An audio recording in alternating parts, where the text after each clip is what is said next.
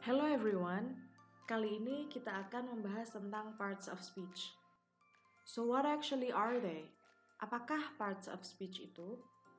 Parts of speech nama lainnya adalah word classes.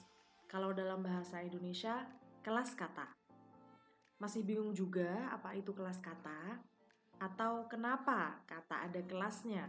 Kayak anak sekolah saja. Well, dalam bahasa Inggris ada 9 kelas kata. Ada noun, pronoun, verb, adjective, adverb, preposition, conjunction, article atau determiner. Oh ya, ini bacanya determiner ya, bukan determiner. Determine, bukan determine. Kemudian yang terakhir ada interjection. Udah mulai ada bayangan lah ya sampai sini. Kalau dalam bahasa Indonesia itu seperti kata benda, kata ganti, kata kerja, kata sifat, dan lain-lain. Oke, kita langsung mulai aja ya dari noun alias kata benda. Noun ini adalah kata yang menamai person, place, thing, or idea. Misalnya, person itu bisa nama orang kayak Albert Einstein, bisa juga jabatan kayak president atau mother. Nah, kalau nama tempat ya sudah jelas ya, seperti misalnya Han River, Mount Fuji, my bedroom, etc. Kemudian kalau thing itu bisa concrete seperti chair atau abstract seperti freedom. Gak sampai di situ aja ya, tapi penjelasan tentang noun.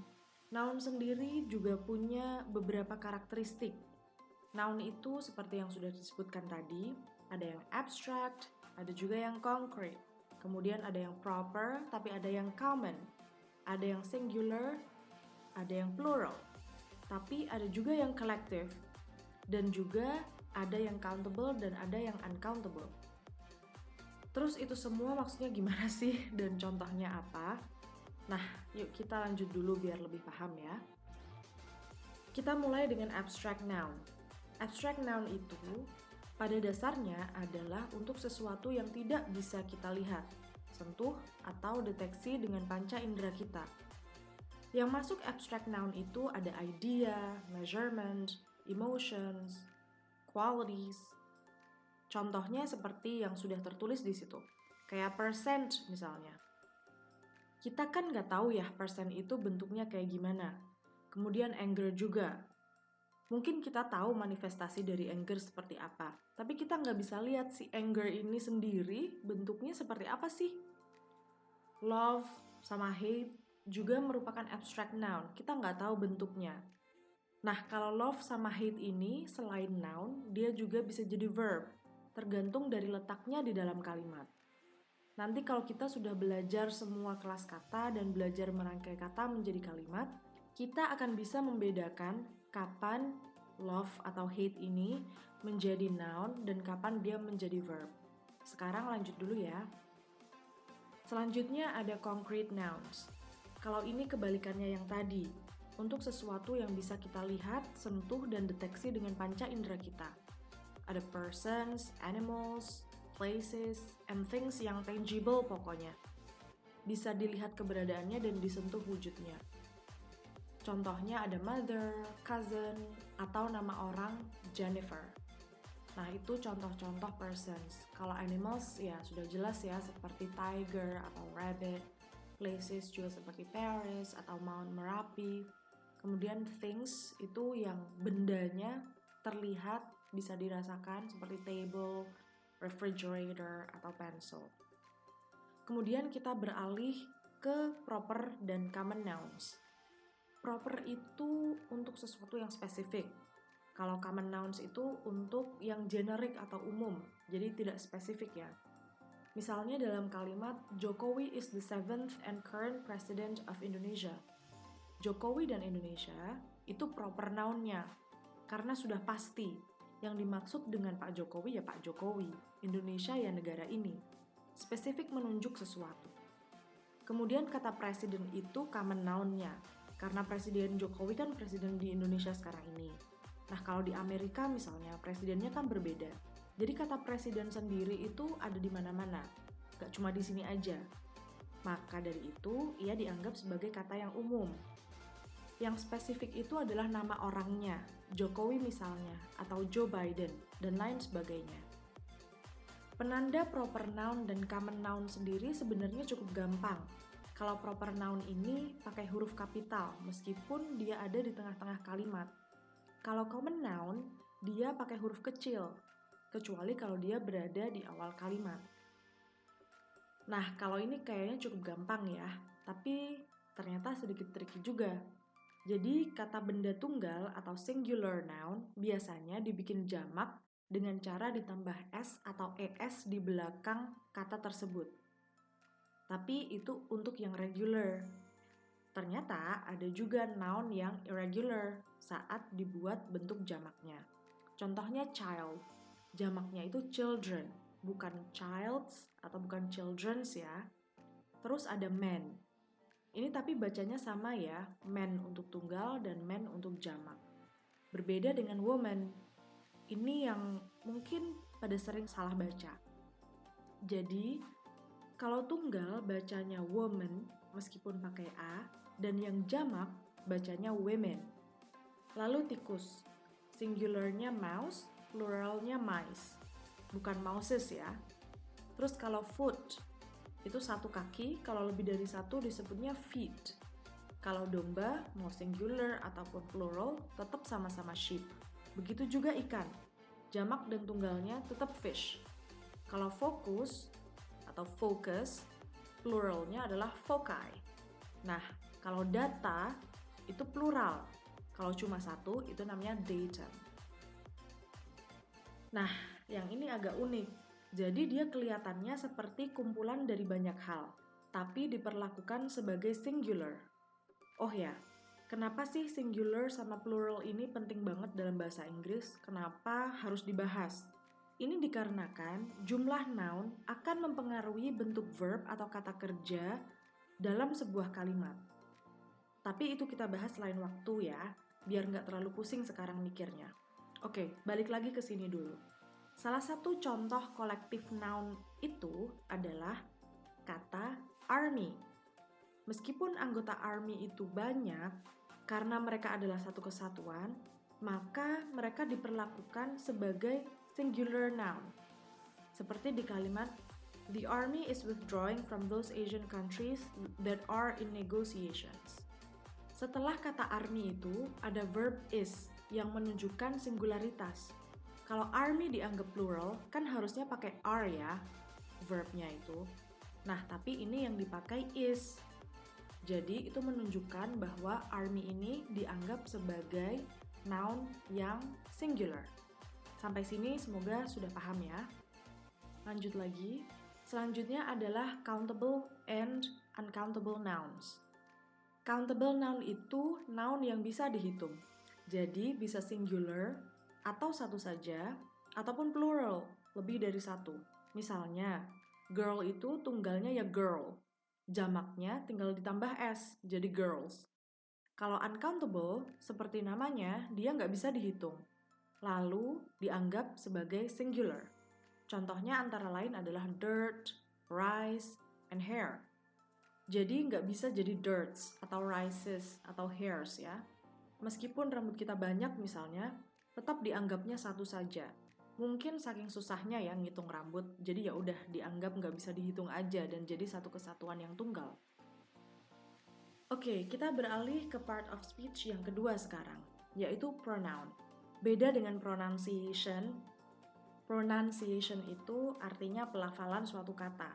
Nah, kalau pronoun ini, kalau dalam bahasa Indonesia, artinya adalah kata ganti.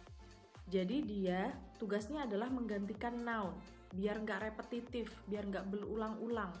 Jadi kalimatnya nggak terlalu panjang dan bisa lebih variatif dan nggak boring. Kalau tanpa pronoun, kalimat dalam suatu paragraf misalnya bisa jadi sangat menjemukan. Seperti misalnya di bawah ini. Anna and Andy have to find Anna and Andy's suitcases to pack Anna and Andy's clothes before Anna and Andy can go to Anna and Andy's honeymoon. Jadi Anna and Andy ini harus diulang-ulang terus. Membosankan bukan? Makanya kita membutuhkan pronoun agar tidak mengulang-ulang kata seperti ini.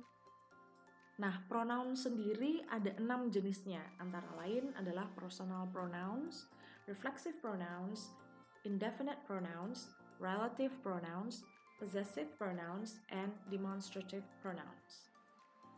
Personal pronouns digunakan untuk menunjuk orang atau suatu hal. Ada 3 hal yang harus diperhatikan untuk personal pronoun ini, yaitu number, person, dan case. Number itu tentu saja yang dimaksud adalah singular atau plural. Person itu first person atau kata ganti orang pertama dan seterusnya. Dan case itu apakah pronounnya ini digunakan sebagai subjek atau objek dalam kalimat. Contoh singular personal pronoun itu misalnya he atau her. Jadi orangnya ada satu saja. Kalau plural itu they atau them contohnya.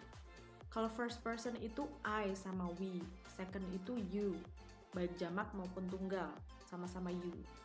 Dan they atau he untuk contoh kata ganti orang ketiga. Contoh personal pronoun yang bisa digunakan sebagai subject adalah I, we, he, she.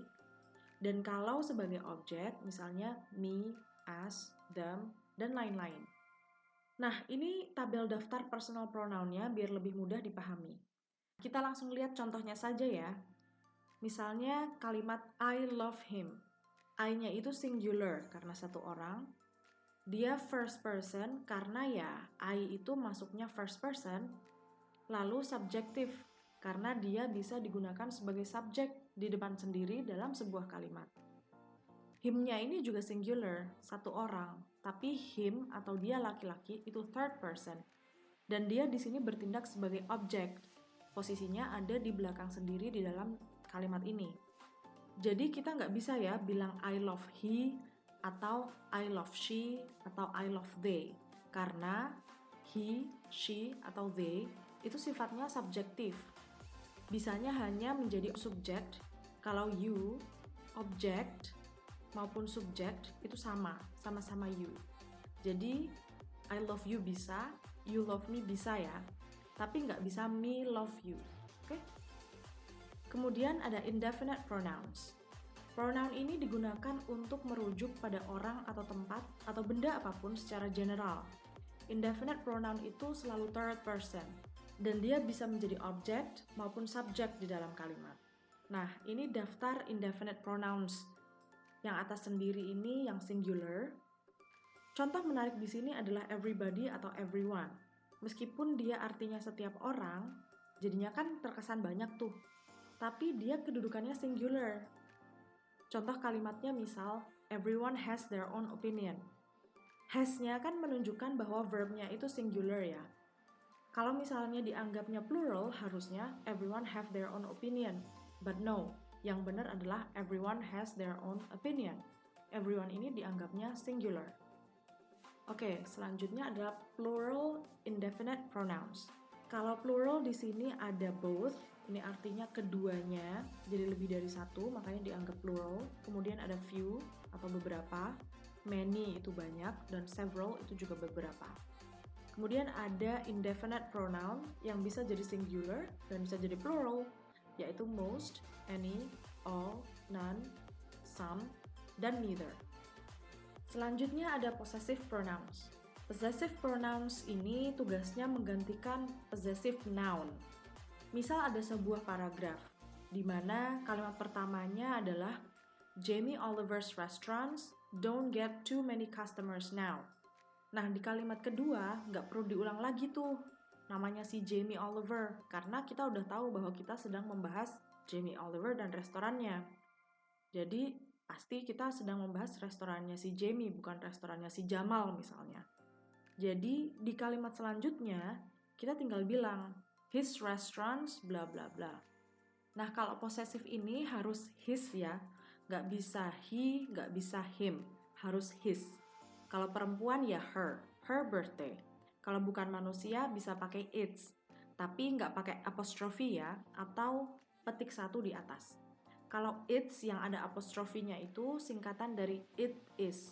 Berarti it-nya itu third person subjective pronoun yang diikuti oleh auxiliary verb is. Selanjutnya, kita akan lihat listnya possessive pronoun itu ada apa aja. Nah, here we go. Yang di bagian atas itu adalah possessive pronoun yang selalu diikuti oleh noun. Misal my shoes, your house, his girlfriend, her husband, its body, their school, dan whose opinion. Contoh dari whose opinion ini misalnya, she's the person whose opinion I respect. Dia adalah orang yang pendapatnya saya hormati. Dan di bagian bawah ini adalah replacement of adjective plus noun pair. Jadi misalnya, kalau yang atas itu contohnya, those are my shoes. Kalau yang bawah, these are hers. Jadi di awal kita sudah menyebutkan shoes, those are my shoes, right? Kemudian di bawah, these are hers. Itu kan sebenarnya bisa ditulis, these are her shoes. Tapi daripada mengulang shoes lagi, karena kita sudah tahu maksudnya, nounnya yang dimaksud di sini adalah shoes, jadinya kita tinggal bilang, these are hers. Lalu ada reflexive pronouns. Ini fungsinya adalah untuk memberi tekanan atau emphasis. Contohnya, she herself changed the tire. Dia sendiri loh yang ganti bannya. Atau untuk menunjukkan bahwa seseorang melakukan sesuatu untuk dirinya sendiri. Misal, he surprised himself by how well he did on the test. Dia mengejutkan dirinya sendiri pas dia sadar kalau ternyata dia bisa ngerjain tesnya dengan baik. Oh ya, nggak ada ya their self atau their selves, adanya hanya themselves. Belakangnya harus ada es-nya juga karena jamak ya them itu. Terus his self juga nggak ada, adanya himself. Selanjutnya ada relative pronoun, yang tugasnya adalah mengawali clause atau klausa yang merujuk pada noun atau kata benda. Kalau di Indonesia itu simple, kita pakainya kata yang. Nah, kalau dalam bahasa Inggris ini agak riweh sedikit ya. Di sini ada 5. Kalau noun yang dirujuk itu orang, maka pakainya who atau whom. Kalau who itu lebih informal, sedangkan whom itu formal. Kalau who biasanya diikuti dengan kata kerja, sedangkan whom diikuti dengan kata benda. Misalnya contohnya di sini kalau who itu, yesterday we were visited by a man who wanted. Jadi who kemudian kata kerja wanted. Nah kalau whom contohnya adalah our neighbor whom the woman accused. Nah setelah kata whom ini the woman. The woman ini menunjukkan bahwa ini adalah kata benda bukan kata kerja. Contohnya begitu ya. Nah kalau which itu untuk merujuk ke benda yang bukan manusia. Dan which itu pasangannya nggak selalu is ya, jadi nggak selalu which is gitu. Jadi tergantung apakah dia action verb atau auxiliary verb, atau misal dia present atau past tense. Jadi jangan cuma which as which is gitu. Oke, terus ada whose yang sudah kita singgung sedikit ya di possessive pronoun. Whose ini menunjukkan possession atau kepemilikan. Contohnya kalau di sini, a woman whose children were playing outside called the police. Jadi seorang wanita yang anaknya tadi bermain di luar menelpon polisi. Nah, kalau that ini bisa digunakan untuk menggantikan relative pronoun yang lain. Ya who, ya which, ya whom. Tapi dia tidak bisa menggantikan whose. Daripada ribet misalnya, apakah ini pakai who atau which atau whom, pakai that aja. Ya, nggak apa-apa sih. Tapi itu kurang formal. Mungkin kalau digunakan untuk percakapan sehari-hari tidak masalah. Tapi kalau untuk menulis akademik, saya sarankan untuk memakai yang lebih spesifik peruntukannya tadi. Kalau orang ya whom misalnya, dan kalau yang bukan orang memakai which. Yang terakhir dari pronoun adalah demonstrative pronouns. Ini digunakan untuk menunjuk orang atau tempat atau sesuatu baik yang abstract maupun yang concrete. Yang singular ini bacanya this and that. Kalau yang plural bacanya these and those. Sepertinya teman-teman pada sering kebalik nih baca this and these karena terbawa ejaan Indonesia. Jadi ingat ya, yang singular itu this, pendek, yang plural itu these, panjang, dan pakai i malahan. Contoh kalimatnya bisa dilihat di sini. Misal, this book is hers. This-nya ini demonstrative pronoun, hers-nya ini possessive pronoun. Bisa juga dibalik, this is her book. Nah, contoh lainnya ada that man is my husband. These are Adam's shoes. Those are his gadgets. Oke, untuk pronoun cukup di situ dulu. Selanjutnya, kita akan membahas tentang verb. Verb ini adalah kata yang bakal dipelajari bayi setelah mereka tahu noun. Misal awalnya dia bilang food, nanti lama-lama dia bisa bilang give food atau want food. Nanti baru muncul pronoun, give me food. Dalam bahasa Inggris, kata yang paling banyak itu adalah noun, yang kedua adalah verb. Meskipun korpus kata itu diperbaharui setiap harinya, ada saja kata yang ditambahkan ke dalam kamus, misalnya Oxford atau Cambridge, tapi secara garis besar selama ini, yang paling banyak muncul dalam kalimat itu adalah noun diikuti dengan verb. Verb ini kalau dalam bahasa Indonesia adalah kata kerja, tapi dalam bahasa Inggris, verb itu ada banyak sekali jenisnya kalau dibedah dalam kalimat yang kompleks.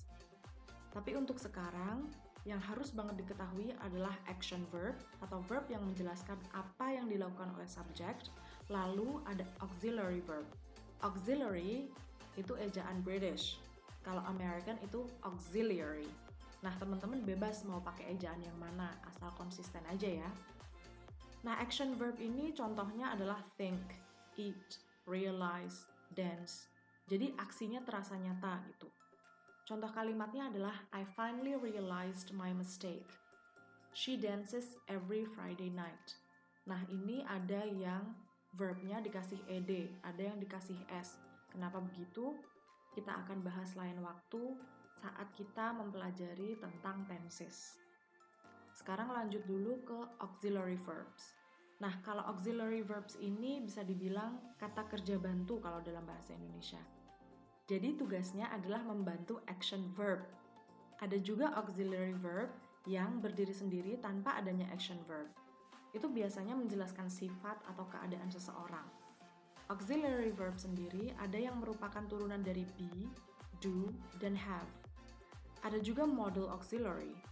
Nah, bedanya apa? Yuk kita lihat lebih lanjut. Nah, kalau be dan turunan-turunannya seperti am, is, are, was, were, being, been, itu selalu menjadi auxiliary verb. Berbeda dengan do dan have. Mereka bisa menjadi action verb. Contoh penggunaan be dan turunannya dalam kalimat adalah misalnya she is smart. He was sick yesterday. Kalau do yang menjadi auxiliary verb, contohnya adalah we did finish our homework. Jadi did ini kerjanya hanya cuma untuk menekankan bahwa kami sudah menyelesaikan pekerjaan rumah. We did finish. Nah, kalau did-nya ini sudah past tense, untuk menjadi penekanan, action verb-nya yaitu finish, cukup verb satu saja atau bare infinitive. Tidak perlu dibikin past lagi atau finished. Terus, kalau did yang action verb, itu artinya melakukan. Misalnya, I did my laundry 2 days ago. Artinya, saya sudah nyuci baju 2 hari lalu. Kalau have untuk auxiliary verb, itu biasanya menunjukkan, kalau dalam tenses itu past perfect atau present perfect atau present perfect continuous atau past perfect continuous. Agak ribet ya, tapi yang jelas misalnya contohnya di sini, she has been dreaming of becoming a doctor. Nah, action verb-nya, verb yang utamanya adalah dreaming atau dream. Has di sini hanya menandai bahwa dia tuh sudah lama sekali dan masih terus bermimpi untuk menjadi dokter. Jadi fokusnya bukan di has-nya tapi di dream-nya. Kemudian, kalau have sebagai action verb, itu contohnya, she has 10 houses. Jadi has di sini artinya memiliki. Dia memiliki 10 rumah. Kemudian ada modal verbs atau modal auxiliary. Modal ini digunakan untuk menunjukkan bahwa sesuatu yang terjadi itu merupakan sesuatu yang pasti, mungkin terjadi atau tidak mungkin terjadi. Contohnya, my keys must be in the car. Artinya, kunciku pasti di mobil ini. Nah, must be ini seringkali diartikan, atau must, seringkali diartikan sebagai harus. Padahal, artinya adalah seharusnya atau mustinya. Ah, pasti ini di sana, kayak gitu. My keys must be in the car. Kunciku pasti di sana. Atau musti. Diingat-ingat aja, must, musti, gitu ya. Kemudian, it might rain tomorrow. Mungkin besok bakalan hujan nih. Terus, that can be Peter's coat. It's too small. Nggak mungkin jaketnya Peter ini, terlalu kecil. Kemudian, modals juga dipakai untuk menunjukkan kemampuan, untuk meminta izin, dan membuat permohonan atau tawaran. Misalnya, I can't swim. Ini menunjukkan bahwa dia tidak bisa. Jadi kita bisa bilang I can swim yang menunjukkan kemampuan kita untuk berenang, tapi kita juga bisa bilang I can't swim yang menunjukkan bahwa kita tidak bisa berenang. Selanjutnya ada may I ask a question? Ini untuk memohon izin untuk bertanya. Nah, teman-teman kalau misalnya mau bertanya terhadap dosen, bisa menggunakan kalimat ini. Sir, may I ask a question? Or ma'am, may I ask a question? Or may I ask a question, ma'am? Something like that, ya. Kemudian, could I have some tea, please? Nah, ini untuk meminta sesuatu atau make a request. Kenapa kita pakai could? Kenapa kita tidak pakai can? Bisa aja sih, can I have some tea, please? Kayak gitu. Tapi lebih halus kalau memakai could dan tentu saja memakai please. Jadi dalam bahasa Inggris itu penting untuk menggunakan please, thank you, and sorry. Jadi kalau meminta sesuatu, kita bilang please. Yes, please. Kalau kita menolak sesuatu, kita harus bilang no, thank you. Jadi jangan cuma bilang no gitu aja. Penting ya, jadi untuk bilang sorry, please, and thank you. Anyway, contoh selanjutnya adalah would you like some help? Ini kalau kita menawarkan bantuan. Menggunakan would ini juga membuatnya menjadi lebih halus. Yang perlu diperhatikan adalah yang menyertai model ini harus verb 1 atau bare infinitive kalau dalam bahasa Inggrisnya. Tanpa ed, tanpa s, tanpa ing, tanpa to. Jadi polosan aja verbnya. Oh ya, bare infinitive itu tulisannya B-A-R-E gitu ya. Bukan bare beruang B-E-A-R. Jadi tolong dibedakan. Nah, contoh bare infinitive itu ya be, rain, swim, ask, have, like, seperti yang ada dalam contoh-contoh kalimat yang sudah disebutkan tadi. Lebih lanjut tentang verb yang hubungannya dengan tenses, nanti kita bahas kalau sudah selesai membahas part of speech. Kalau kita sudah mulai membahas penyusunan kalimat dengan berbagai tenses. Yang jelas, kalau noun itu jamaknya ditambah s atau es, sedangkan kalau verb, kalau subjeknya tunggal, justru dia pakai s atau es, dan kalau subjeknya plural, dia jadi verb 1. Biasa aja, nggak pakai s atau es. Lebih lengkapnya, kita bahas lain waktu. Itu dulu untuk hari ini. Semoga apa yang saya sampaikan ini bisa sedikit memberi pemahaman tentang beberapa parts of speech. Parts of speech lainnya akan saya sampaikan di video-video berikutnya. Alright, in the meantime, please stay safe and healthy. Bye-bye.